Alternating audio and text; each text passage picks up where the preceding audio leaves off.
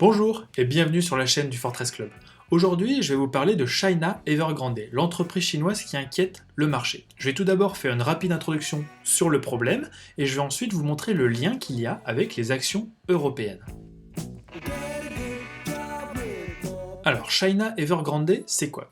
C'est un promoteur immobilier chinois très endetté qui est aussi présent dans la banque et dans la gestion d'actifs. Les manifestations que vous avez pu voir dans les médias étaient en lien avec cette branche gestion d'actifs qui émet des produits d'investissement basés sur le business immobilier du groupe. Apparemment, les ratios de solvabilité de cette filiale seraient très faibles et beaucoup de médias ont couvert ces manifestations car la plupart des détenteurs de ces produits sont les employés ou les familles proches des employés. Le défaut sur ces produits financiers n'est pas anodin, il représenterait un peu plus de 5 milliards d'euros. Cependant, le vrai gros problème, c'est davantage les 265 milliards de dettes du groupe. Pour l'instant, le groupe considère simplement cette crise comme une crise de liquidité. En gros, pour l'instant, la somme de ses actifs est supérieure à ses dettes. Cependant, beaucoup d'investisseurs obligataires considèrent bien cette crise comme une crise de solvabilité et non juste une crise de liquidité. Et dit autrement, les prêteurs croient moyennement à la comptabilité du groupe et considèrent certainement que les actifs que le groupe a dans ses comptes, principalement des appartements en cours de construction, ne valent pas réellement la valeur indiquée. Alors qui est concerné par cette dette? La plupart des banques à Hong Kong ont baissé ces derniers mois dans le sillage de cette affaire. Cependant, le risque de contagion semble faible alors que toutes ces banques vont profiter du droit de remboursement prioritaire. En plus, certaines grandes banques ont déjà commencé de racheter des actifs du groupe, notamment des constructions en cours, généralement les meilleurs emplacements dans les meilleures villes. Donc le risque paraît faible sur le secteur bancaire. Le vrai problème, il est donc visiblement pas chez les banques, mais chez les entreprises de construction. La majeure partie de la dette du groupe est en réalité des factures à payer auprès de ses sous-traitants, ceux qui construisent les projets immobiliers, des contractuels, des industriels, des métallurgistes, etc. Alors vous vous en doutez un peu, en Chine, la plupart des entreprises de construction sont très liées au Parti communiste et donc elles devraient bien arriver à se faire payer à la fin. Le remboursement prendra juste plus de temps que prévu. Cependant, ça va certainement immobiliser une partie de leur trésorerie et réduire leur capacité d'investissement à court terme. Moi, ce qui m'intéresse, c'est quel impact ça peut avoir sur le marché immobilier chinois. Alors, vous vous en doutez aussi, mais le marché de l'immobilier en Chine n'est pas ce qu'on appelle un marché libre. En réalité, le gouvernement a un arsenal important de mesures pour réguler les prix de vente, les permis de construire, etc. Et in fine, faire monter ou baisser les prix de l'immobilier comme il le souhaite. En réalité, c'est un marché très pilotable par les autorités. Et donc, mon scénario, c'est plutôt que le gouvernement est en train de réaliser une démolition contrôlée d'un des acteurs les plus spéculatifs et on pourrait dire nocifs du secteur. À la différence des autres purges que le gouvernement chinois a récemment lancées, comme par exemple dans la tech ou l'éducation où le motif semblait clairement politique, la purge dans l'immobilier paraît légitime d'un point de vue économique. Le problème de la spéculation immobilière, c'est toujours le même, c'est d'orienter une part toujours plus grande de l'épargne des ménages vers des actifs improductifs comme l'immobilier au détriment d'industries d'avenir, comme par exemple les semi-conducteurs ou la recherche médicale. Avec cette crise, le gouvernement chinois pourrait ralentir fortement la croissance de ce secteur et réorienter avec le temps une partie de ses flux de capitaux vers des actifs plus importants pour sa croissance future. Donc ça c'est très bien pour la croissance chinoise à moyen long terme, mais il y a aussi un autre avantage pour le gouvernement chinois, c'est que cette crise va l'aider à combattre l'inflation post-Covid. Je pense surtout ici à l'explosion du prix de certaines matières premières, qui est le problème économique majeur à l'heure actuelle.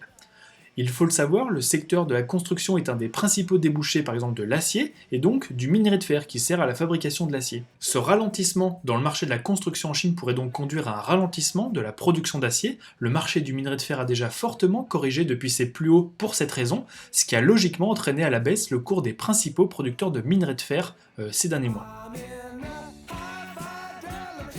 Alors, sur le lien avec les entreprises européennes, il y a bien quelques banques qui détiendraient des créances de China Evergrande, on parle d'UBS et d'HSBC qui détiendraient 200 millions de dollars chacune, cependant l'exposition elle est plutôt faible, donc il y a pour l'instant peu de risques de ce côté-là, même si c'est toujours possible, notamment si d'autres acteurs se mettent à faire faillite.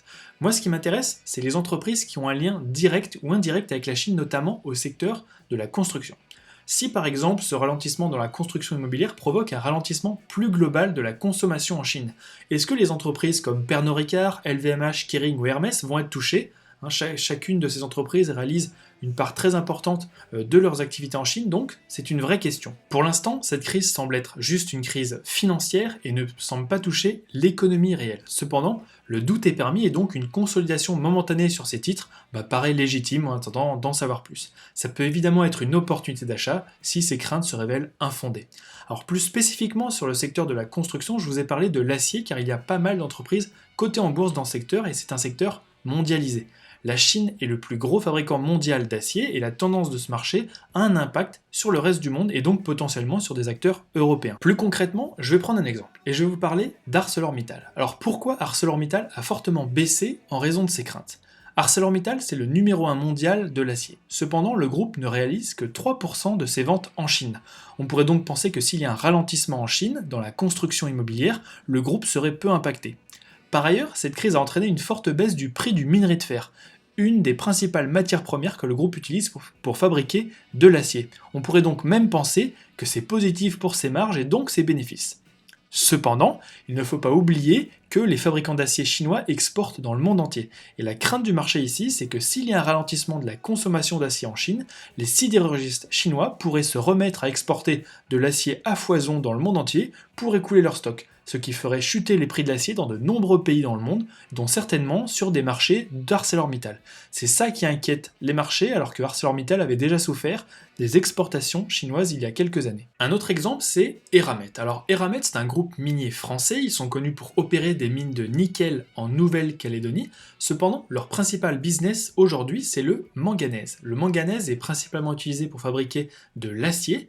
Et l'autre point très important qu'il faut avoir en tête, c'est que l'activité de production de manganèse est pour le moment le principal moteur des résultats du groupe. Pour finir, le premier marché de Eramet est l'Asie, et plus précisément la Chine.